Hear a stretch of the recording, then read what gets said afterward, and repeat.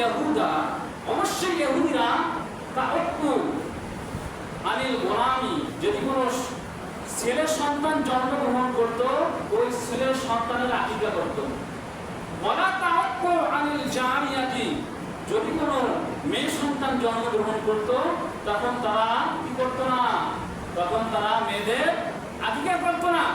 আজকে ইহুদিদের বড় লেকচার, তারা বলে যে নারী পুরুষ সমান অধিকার, নারীবাদী নামক এরকম ভাবে সংগঠন তৈরি করছে।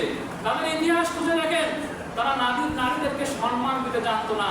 তাদের যুগে নারী হলে নারীদেরকে জীবিত হত্যা করা হতো।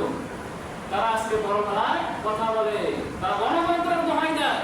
মানবতা দুনিয়া থেকে উঠে গেছে, মানবতা। পৃথিবী থেকে এমন কোনো একজন বিশ্ব নেতা নাই যে তার মধ্যে মানবতা নাই। ইরানে আক্রমণ করতেছে, ইরানে আক্রমণ শুরু করলো কোন অজুহাতে? ইরানে আক্রমণ করেছে যে ইরান নাকি পারমাণবিক অস্ত্র তৈরি করছে। আমার প্রথম নম্বর যুক্তি হলো, যদি আমেরিকা পারমাণবিক বোমা রাখতে পারে ইরান পারবে না কেন? যদি ফ্রান্স করতে পারে, যদি এরকম রাশিয়া করতে পারে, হিন্দুস্তান করতে পারে, চীন রাখতে পারে, তাহলে পাকিস্তান রাখতে পারে, তাহলে ইরানের রাখলে সমস্যা কি?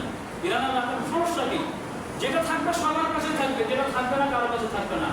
বুঝে নিলাম ওরা যে দাবিতে ইরানে আক্রমণ শুরু করলো। এখন বিশ্ব যে পারমাণবিক সংস্থা রয়েছে এরা বলতেছে ইরানের কাছে কোনো পারমাণবিক অস্ত্র নাই, তারা পারমাণবিক অস্ত্র বানানোর চেষ্টাও করতেছে না। তাহলে আক্রমণ কেন করবা? আক্রমণ তো এটাকে উদ্দেশ্য করে করা হয়েছে। এখন তারা বলতেছে যে আমরা শাসন ব্যবস্থাকে চেঞ্জ করব। খামেনি মৌলবাদী, ইসলামবাদী এই শাসন ব্যবস্থাকে আমরা রাখবো না। আশ্চর্য বিষয়, আমার দেশ, আমার জাতি, আমার জাতীয়তাবাদ, আমার সংস্কৃতি আমি তো লালন পালন করবো।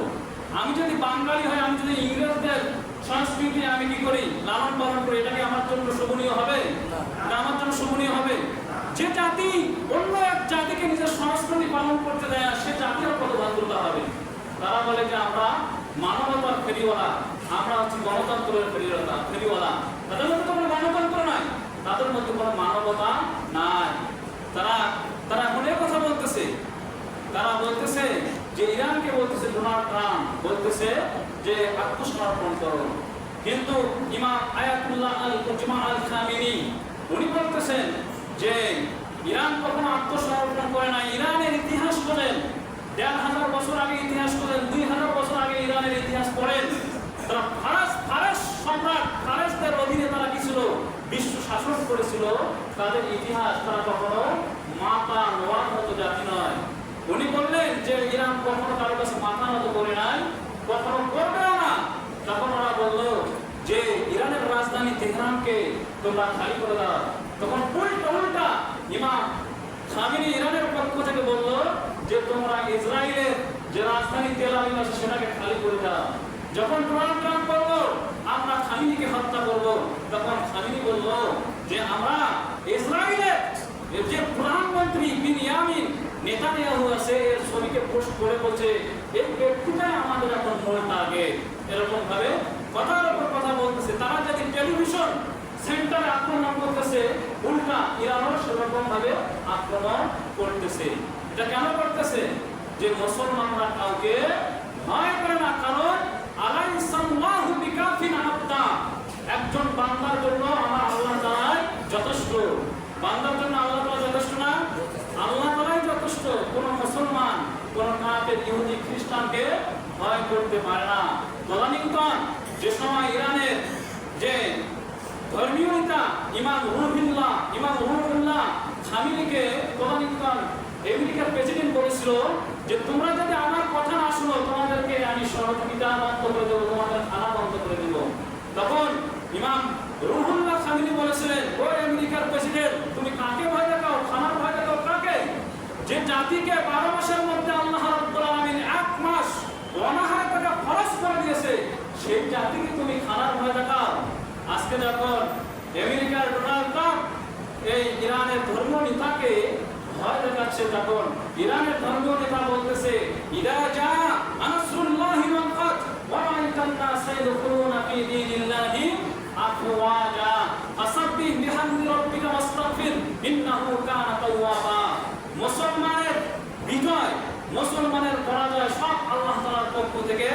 আছে। এই ইহুদিরা বলেছিল সারা পৃথিবীতে ইহুদিরা কিন্তু অনিরাপদ। সমস্ত পৃথিবীর ইহুদিদেরকে এলান করে বলেছিল যে তোমরা আমাদের দেশে আসো, আমরা নিরাপত্তার চাদর দিয়ে তোমাদেরকে ঢেকে রাখবো। কি নিরাপত্তার চাদর? আমাদের কাছে ফ্রান্সের আকাশ প্রতিরক্ষা রয়েছে, আমাদের কাছে যুক্তরাজ্যের ইংল্যান্ডে আকাশ প্রতিরক্ষা রয়েছে, আমাদের কাছে সুপার পাওয়ার আমেরিকা প্রতিরক্ষা আকাশ প্রতিরক্ষা রয়েছে, আমাদের কাছে সর্বোত্তম উৎকৃষ্ট আয়রন ডোম রয়েছে, ফাঁদ রয়েছে। পৃথিবীর কোনো একটি মিসাইল, কোনো একটি অস্ত্র আমাদের দেশে আক্রমণ করতে পারবে না। কিন্তু দেখেন মুসলমানের শক্তি কি! ইসরায়েলে এখন বর্তমানে ইরান একটা করে মিসাইল ছুটতেছে। আগে তো শত শত মিসাইল ছুটছে, এখন একটা করে ছাড়তেছে। এই সমস্ত আকাশ প্রতিরক্ষা থাকার পরও একটা মিসাইলকে তারা কি করতে পারতেছে না, আটকাইতে পারতেছে না। একটা মিসাইলকে, ইরানের যে মিসাইলগুলো রয়েছে, খাইবার মিসাইল, ইরানের যে মিসাইলগুলো রয়েছে, সিজিল মিসাইল, ইরানের যে ড্রোনগুলি রয়েছে, যে ফাত্তানোর যে ড্রোনগুলি রয়েছে, এগুলি কখনো ইহুদি খ্রিস্টানরা কল্পনা করতে পারে না যে ইরানের কাছে এরকম অস্ত্র রয়েছে। তো আজকে আমরা আল্লাহ তাআলা যে আমাদেরকে কি দিয়েছে, আল্লাহ তাআলা যে বিধিবিধানগুলো দিয়েছে, আমরা সেগুলো থেকে সরে গিয়েছি। এই কারণে আজকে আমাদের এই করুণ অবস্থা রয়েছে। আমরা যদি আল্লাহ তাআলার কাছে মাথা নত করতে পারতাম, আমরা যদি আমাদের সন্তানগুলোকে আল্লাহ তাআলার আইন অনুযায়ী আমরা মানুষ করতে পারতাম, কোরআনকে ফলো করে যদি আমরা মানুষ করতে পারতাম, তাহলে আজকে আমাদের সন্তান বাবা মাকে বৃদ্ধাশ্রমে পাঠিয়ে দিত না। তাহলে সন্তানের দোষ নাকি বাবা মার দোষ? বলেন, সন্তানের দোষ নাকি বাবা মার দোষ? সন্তানের দোষ আছে, কিন্তু সন্তানের থেকে বড় দোষ হচ্ছে বাবা মা। বাবা মা তাকে যেভাবে লালন পালন করার কথা ছিল সেভাবে লালন পালন করতে পারে নাই। সবাই